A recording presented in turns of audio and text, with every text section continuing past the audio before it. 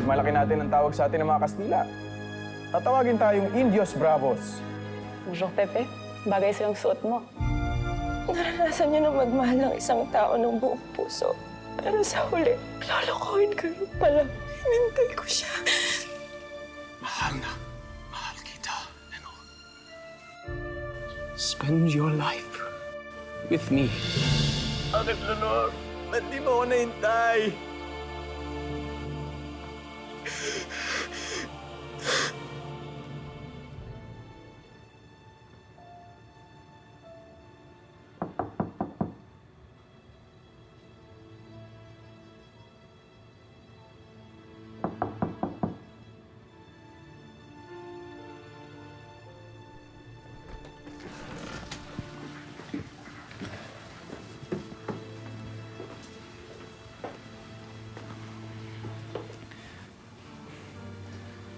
Kahit ang iyong ina, hindi ka makikilala kung ganyan ka.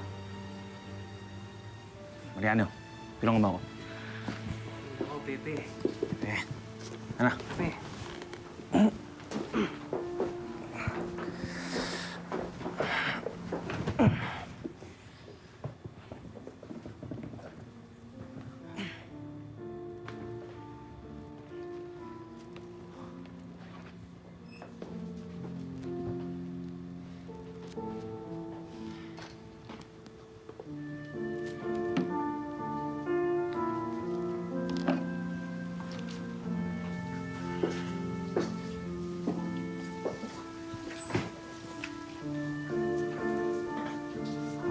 Sarado ang bibig.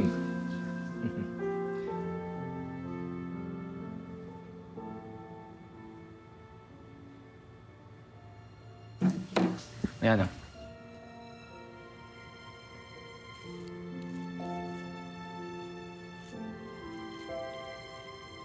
Sa totoo lang, ilang linggo ka na hinahanap na mga kasama. At marami na nangyayari sa Pilipinas na hindi maganda.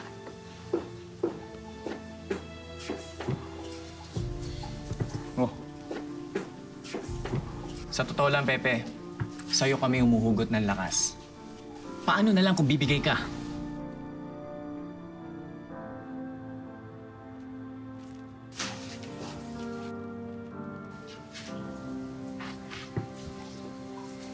Salamat mga kaibigan. Alam ko naman eh. Malayang tao si Kipi. Totoo ka hindi. Aba, Pepe. Malaya man o hindi. Aba, subukan mo naman ang ibang emosyon. Aba, ilang linggo ka na nalulungkot. Naaawa sa sarili.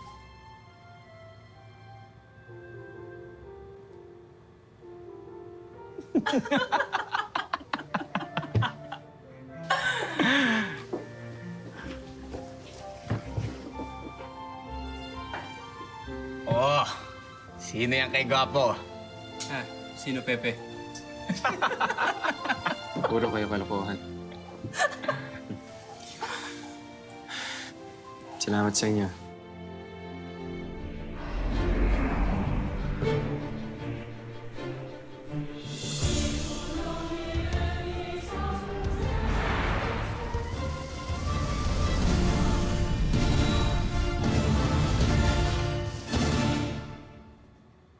Mahal kong kapatid, habang wala si Pasiano, ako na lang muna magpapadala sa'yo.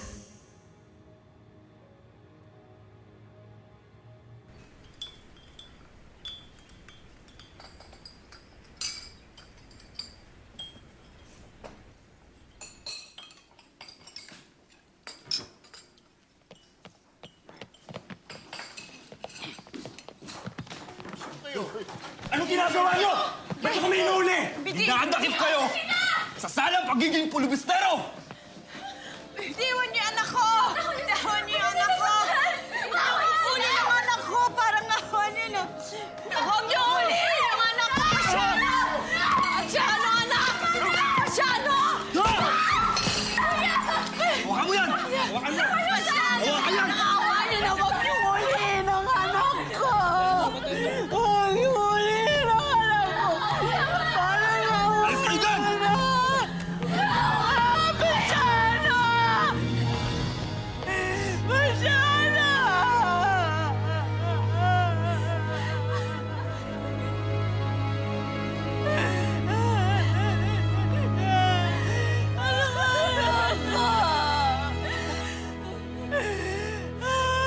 tinatapon sa Mindoro si Kuya. Pilibustero raw ang pagkakasala niya.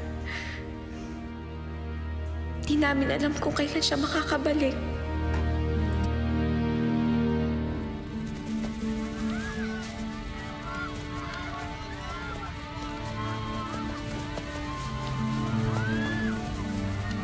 Mga gusali, itinayo ang palupain ng Dominikano! Ay pagmamayaan ng Dominikano! Ang sino mang sumuwa ay may kaukulang parusa! Ang lahat ng apelyidong nakatala ay merong 24 oras para lisanin ang Kalamba. Alvaro! Camarin! Liberato! Palayasin ito!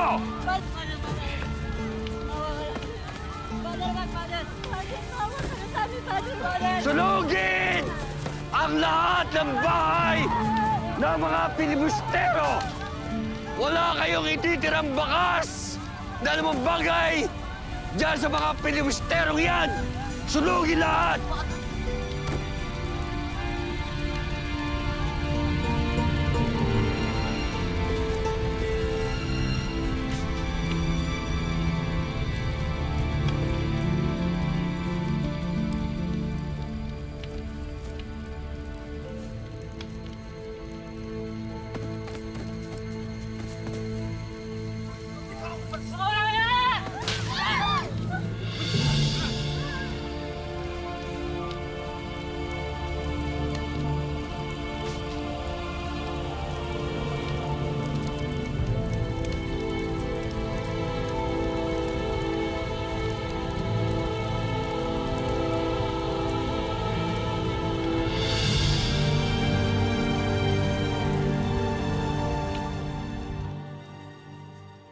Nakuha na rin sa atin ang lupain sa Kalamba. Wala kaming magawa kundi lisanin ang ating bahay na naging tahanan natin sa napakaraming taon. Hayop sila.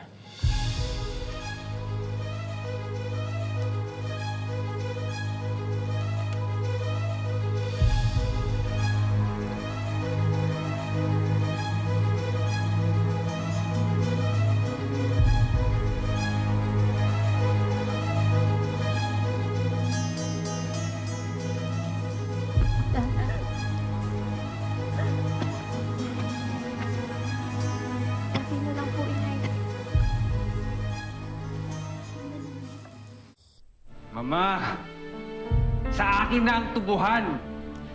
At akin ang palayan.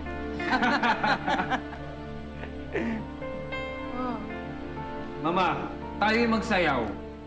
Halika. Tayo magsayaw, ma. Oo naman, iho. At ito na yata ang isa sa mga pinakamaligayang araw sa buhay ko. Ang sarap. Oh, Isidra, ano bang ginagawa mo at hindi mo kami sinasaluhan ng kapatid mo na magsaya? Palibhasa kasi, nakikisimpatya ka sa mga maiitim na yon, di ba? At nakuha na rin nila ang loob mo. Tama? Mama, kayo na lang pong magsayaw. Pagod ako. Sirkulkwenta! Ma, tama na. Ma! Huwag mo kong sinasagot ng ganyan! Ma, tama na. Antipatik ang babaeng yan. Mulat-mula pa. Nakikiayo na sa mga taong yon. Ma, tama na. Ako nang bahala sa kanila. Bigyan mo pa ako ng alak at sinayang ng babaeng yan ang aking iniinom. Sige na. Ma, umupo ka muna.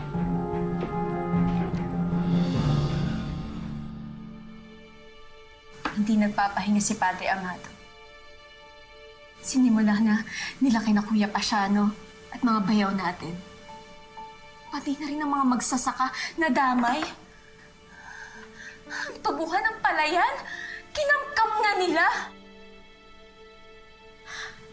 Tapos ngayong linggong to, pinagtangkaan pa nila tayo na sunugin sa pamamahay natin.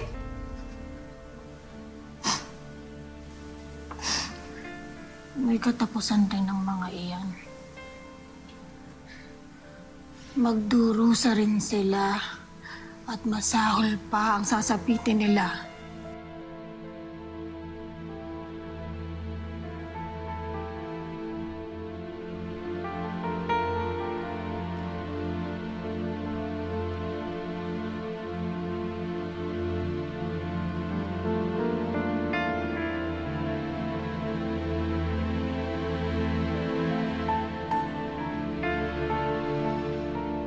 Kumusta naman ang pamilya mo? Ayun. Nasa isang kapatid kong babae sa Maynila ang aking Kuya Pasiano at 2 bayaw. Nakulong sila sa Mindoro at Bohol. Kinalulungkot ko ang nangyari, Pepe. Paano ka nabubuhay kung wala nagpapadala sa'yo? Nakakatanggap naman ako ng tulong sa mga propagandista sa Maynila at kahit papaano ay kumikita ang aleman na bersyon ng Noli Me Tangere. Si Blumentritt ang nagsali. Eh, kung sa ganyan, mabuti. Bonjour, papa. Ah, bonjour, ma fille. Comment vas-tu? Très bien, merci. Ah, Pepe. Ang aking bunso, si Nelly. Sinabi na nga ba, Pepe? Magkikita tayong muli. Siya nga.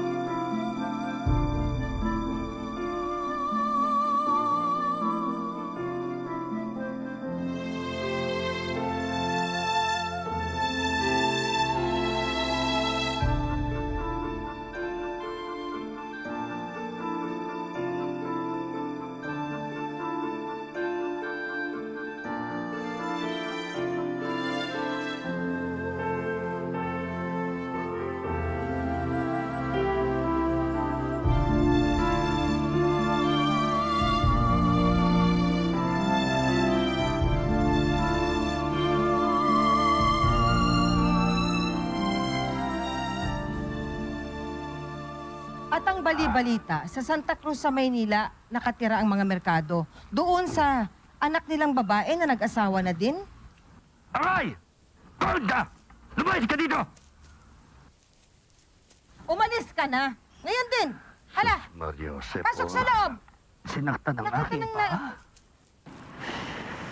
Ito pa, padre. Nag-aangkat daw ng bigas sa probinsya. At doon daw ibinibenta sa Maynila. Mayroon daw bodega ang mga merkado sa Binondo.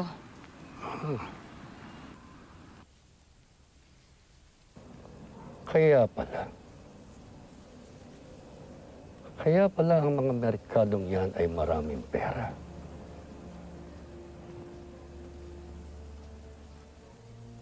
Ninanakaw! Ninanakaw nila mula sa buwis na dapat ay maibigay sa Espanya.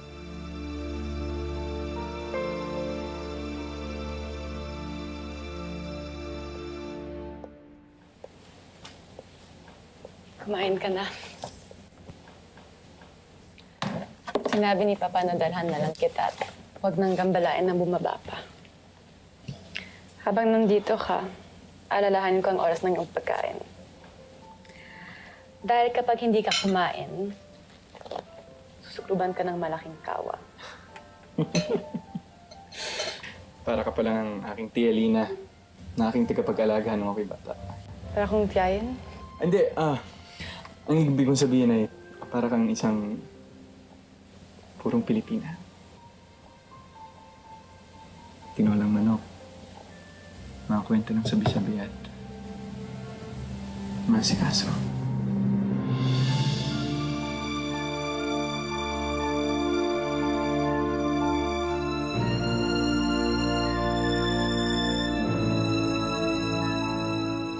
parang Pilipina pa rin akong humalik.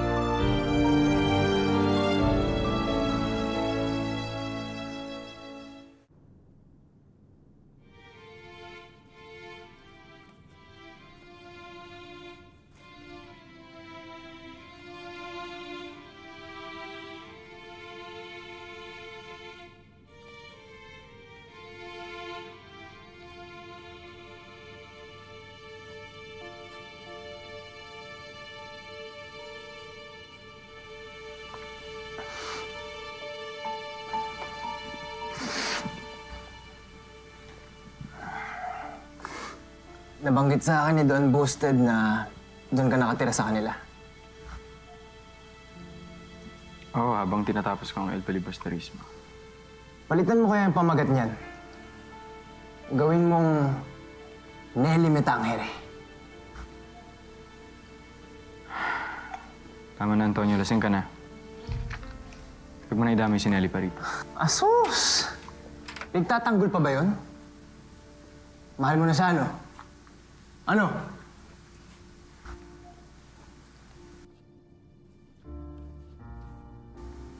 Ano? Sinasayang mo lang ang oras mo dyan sa Nelly na yan. Paaasahin ka lang niya gaya ng ginawa niya sa akin at sa marami pang lalaki.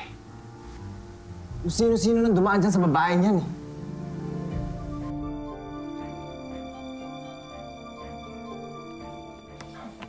Ingat po. Pahingin ang sedula ninyo. Sandali lang ho. Ika lang.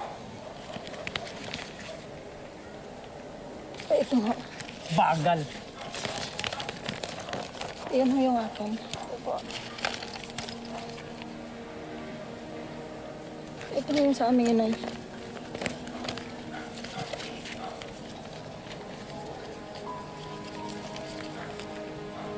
Teodora Alonso. Hindi ba dapat Teodora Rialonda de Rizal?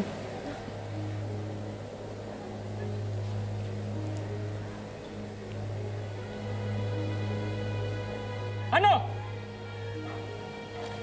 Noong pa man na Teodoro Alonso na ang aking ginagamit.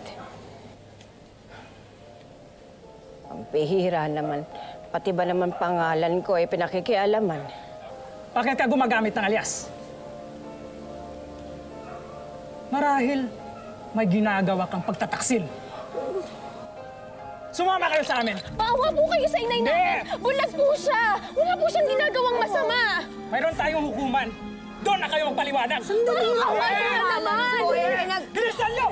Inay! Maawa naman kayo sa amin! Pahihira naman kayo! Bulag po siya!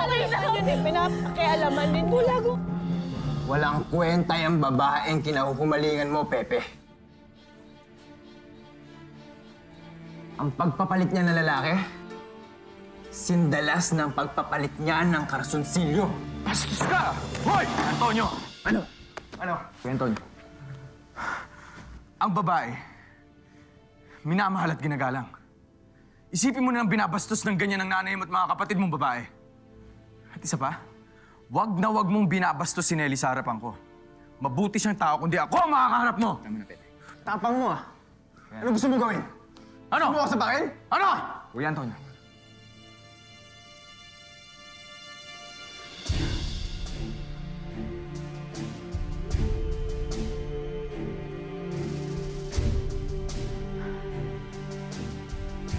Para matapos na ang usapang to, hinahamon kita sa isang duelo. Ako pa tinakot mo? Sige! Duelo!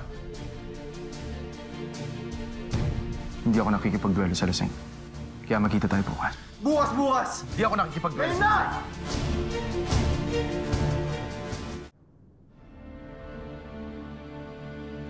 Kuya Antonio, puro kainit ng ulo. Ano? Nang dahil sa babae, magkakawatak-watak tayo?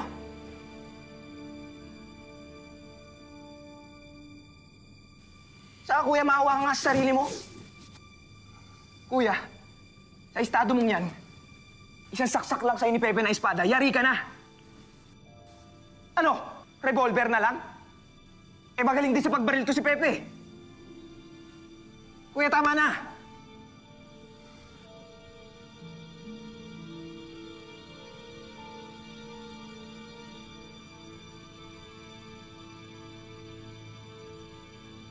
Pasensya, amigo.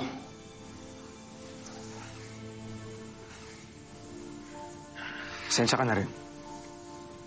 Hindi tayo dapat nag-aaway-aaway dito.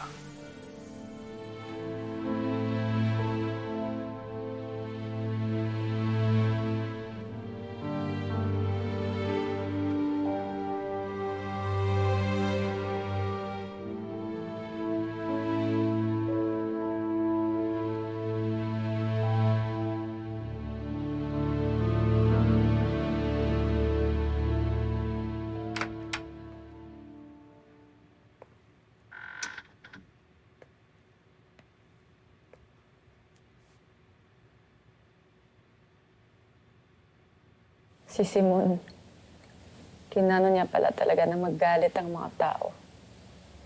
Tamang galit para magsimula ng revolusyon. Ganun na nga. Pareho pala talaga tayo mag-isip. Paano mo naman nasabi yan? Dahil hindi mo pa man din nababasa ang unang kabanata at ang wakas ng aking nobela ay alam mo na kung anong gusto kong palabasin dito. Mahirap ang manunulat. Maghapong, isa lang ang pwesto. O, ayan. Matigas ang kalamnan mo dito. Napakasarap pala talaga ng meron nag-aalaga at nag-aalala sa'yo. At higit sa lahat, napakaswerte ko dahil sa lahat ng babae. Ikaw ang mas nakakaintindi sa aking trabaho, Nelly.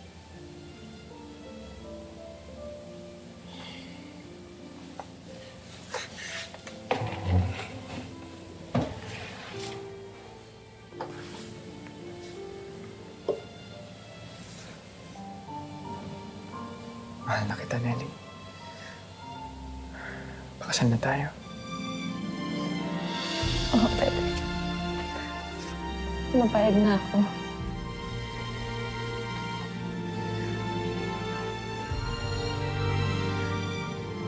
sinasabi niyo nila. Wala bang magkatuluyan tayo? Ginagamit ko lang ang relasyon natin para makalimutan ng dati mong mahal. Pero di ako naniniwala sa kanila. At tama ako, Pepe. Tama ako. Bakit, Pepe? Wala naman. Iniisip ko lang kung paano ko ito sasabihin sa iyong pamilya.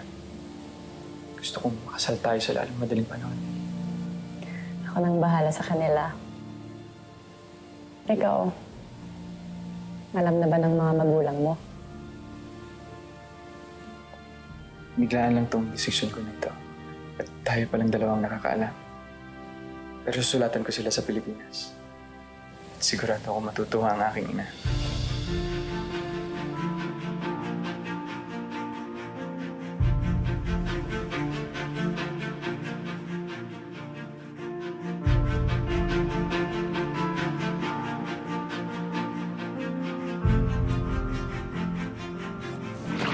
Naiibang ka na ba, anak? Habang buhay mo siya makakasama, Nelly. Leonor? You are not pregnant, are you? Wala na ba sa loob ng puso mo si Leonor? Valentin, wala na kaming pag-asa ni Leonor. Gamitin mo itong pera sa pagpapalimbag. Hangad ko rin, mailimbag na ang ikalawang nobela. Wala akong maikakaso sa kanya. At wala akong maimbento na kaso sa kanya. Gawan mo ng paraan! Kahit anong kaso, kasuhan mo siya! Yang Rizal na yan! Ito na ang simula ng pakikipaglaban natin sa mga praile.